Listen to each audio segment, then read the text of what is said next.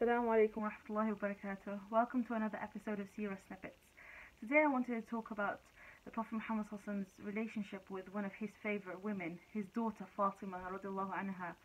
Fatima was very young when the Prophet Muhammad became a prophet, so she grew up knowing Islam, she grew up learning about Allah, and she grew up knowing of the troubles that her father faced when he was trying to tell people about the message. And just want to take you back to when she was quite a young child. She must have been around 7 years old. Her father, the Prophet Muhammad had gone out to pray, and he was praying in the haram. And whilst he was praying, some people had gathered and they were mocking him. So obviously this time it was open that Islam was a thing and that he was preaching and people knew about it. But these people who were like some notables of the Quraysh, they were sat on one side and they were mocking him, looking at, oh, look how he openly worships. And one of them said, okay, who can go and bring a load of rubbish to chuck on his back? And it was like a bit of a kind of like a dare kind of thing.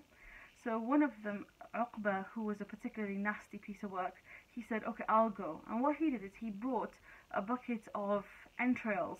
Like we might think of rubbish nowadays as throwing bits of paper or something, but he actually brought a bucket of the guts of an animal and all that kind of gross rubbish, and he brought it to the Prophet Muhammad, and while the Prophet Muhammad was in sujood, and he's like bowing down, you know, it's the time when you're actually like most vulnerable very often if you're praying in public, because you can't see what's going on around you.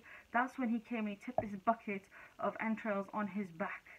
And he wouldn't have, you can just imagine like how cold and gross it would have felt like on his back, all this wet yuck on his back. Now someone passing by saw what had happened, and interestingly they ran to the Prophet Muhammad's house and told Fatima. Now they told a young child, a young girl who's around 7 or 8 years old, this is what's happened to your dad. Something that we probably would hide from our children nowadays if it happened to one of us. But when she heard about it, she ran to see her dad, and she found her dad in the same position. He was still in sujood and he was covered with all this gunk. So she removed it off his back, and she was so angry and so upset. She started shouting at the Quraysh and cursing them. And the Prophet Muhammad, he got up from his sujood and he finished his prayer, and he also made dua against them, and he said, oh Allah, please please take revenge from, and he mentioned the specific people who were around at that time, part of that incident. And Abdullah ibn Mas'ud, who tells us of this incident, he actually says that he saw every one of those people who the Prophet Muhammad made dua about, they all were dead on the battlefield of Badr. So in one of the very early battles where they came to attack the Muslims, they all ended up dead on the battlefield and humiliated. Now Fatima would have seen this kind of aggression multiple times, but she had a real love for her dad, and she was the youngest of her 4 sisters. So very often the youngest is the closest to a parent or the most spoilt, but her dad loved her a lot. And as she grew up and she got married, she married Ali radiallahu anhu, and they were very poor. Ali was a very poor guy.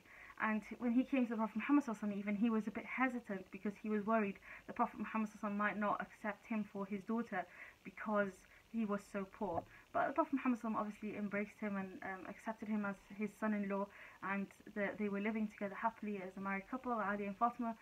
But their life wasn't easy.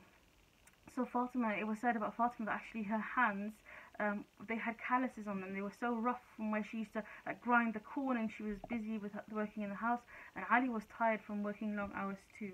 So one day they heard that the Prophet Muhammad had had some prisoners of war come in, and what they thought was, okay, we'll ask the Prophet Muhammad, can he give us a servant to help in our house, just to relieve the burden off them a little, because they were under so much strain. And Fatima went to her dad's house, and when she went there, he wasn't there.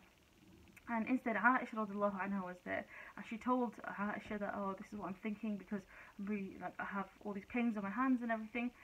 And Aisha told her, okay, I'll tell your dad, this is your situation. So when the Prophet Muhammad came back later, Aisha radiallahu anha told him what had happened. And the Prophet Muhammad went to visit Fatima and Ali radiallahu anhuma in their house that evening. Now we often think of a parent especially a dad sometimes coming into your very private space, it can be like a bit embarrassing or something. But he went into their house and they both actually got ready for bed and laid down. And when he knocked to enter, when they realized it was him, when they realized it was the Prophet Muhammad sallallahu alaihi wasallam, they both stood up like as a mark of respect to welcome him. But he's like, no, don't. He told them, don't worry, just like keep sitting, keep where you are. And he sat down between them. And you know, the many descriptions of Fatima radiallahu anha and her dad were so like cozy and warm, the way that they sat so close together, and they had such a sweet relationship. So he sat between them, and he was sat so close that I'm not sure exactly how they were sitting, but Ali radiallahu anhu said the way they were so close, perhaps they were lying down. He said that he could feel the coldness of the Prophet Muhammad's feet against his chest.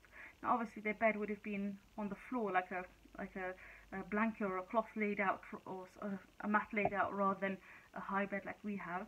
But that's how close he was to them. And he told them, he's like, you know, I know what you've requested, but I'm going to tell you something better than what you've requested. And he advised them that if for you it's better to recite 34 times Allahu Akbar, and to recite 33 times Subhanallah, and to recite 33 times Alhamdulillah every night before you go to sleep. That will be a better help for you than what you've asked me for. And he gave her, like, it must have really like hurt his heart to see his daughter struggling, but he gave her this wonderful tasbih that she could recite, and Ali radiallahu anhu could recite to help them with their difficulties. And it's one that we can take and remember the warmth of the way in which it was shared between a father and daughter. And Aisha radiallahu anha described Fatima as being a lot like her dad. She used to even walk like him. She had a very similar character to him. She was very composed in the same way he was. She used to a lot of her mannerisms were like were like him, and they had this really cute tradition where the Prophet Muhammad sallallahu alaihi wasallam, whenever Fatima would come to visit him, he would actually welcome her by he would stand up for her. You know, we always assume that it's the elder never stands up for the younger, but this was the Prophet Muhammad sallallahu alaihi wasallam's tradition, and I think it's a beautiful one which we need to bring back into our households. He used to stand up, he used to take her hand, he used to kiss her, and then he would make her sit where he had been sitting, and he would move slightly. And she used to do the same thing when he visited her in general. So she would stand up, she would take his hand, she would kiss him, and then seat him wherever she had been sitting. And it was a really sweet little thing that they used to do whenever they welcomed each other into their households. And it was one time when the Prophet Muhammad sallallahu alaihi wasallam, was towards the end of his life. He was at home, and Aisha radiallahu anha was around, and Fatima came to visit, and they sat down, and they were sat quite close together. And while they were sat quite close together, the Prophet Muhammad sallallahu alaihi wasallam whispered something to her. Now Aisha was observing this, and she couldn't hear what was being said, so I'm not sure if she was at a distance slightly or what was happening, or if there were other people in the room, but she was observing how it was. And when the Prophet Muhammad sallallahu alaihi wasallam whispered into Fatima's ear, she started to cry. Something had obviously upset her a lot. And then the Prophet Muhammad sallallahu alaihi wasallam, like seeing her upset, he whispered something else into her ear, and then she started laughing. And Aisha said to her that I said about this incident, she's like, I've never seen someone like so happy and so sad so close together. Like, it doesn't, people obviously have their emotions a bit spread out, but for her it was like first really sad and then intensely happy.